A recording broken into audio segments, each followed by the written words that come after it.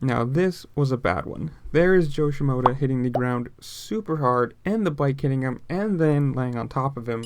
This was from Anaheim 3 a couple days ago, and this was scary. I mean, we've seen a lot of big crashes this year. We've already seen a lot of people injured, and as you can see right there, he goes to scrub so he can get, cut off a little speed, cut underneath, and pass Marchbanks. And what happens is his left foot ends up catching the top of the berm, or the jump, whatever you want to call it, and it just launches him. I mean, of course, if you're going to be scrubbing, you're going to be almost sideways to begin with.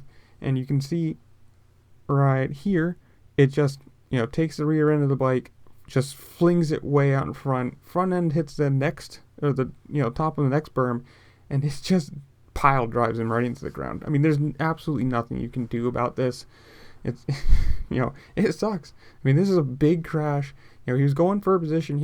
He's been really consistent, really, showing some speed, running up front, and then this. I mean, the only good thing about this is it's, the end of the West Swing, or for a while, they have like 5 or 6 weeks, 5 weeks, I want to say, to, recoup, and he's definitely going to need it after this, because that is, oof. I mean, the worst part is, that bike weighs a couple 100 pounds.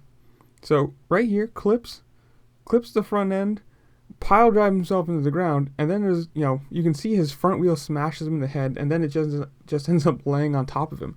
I mean, I don't know if he's out right there or not, but it's scary to watch that. That's a big crash. And, whew,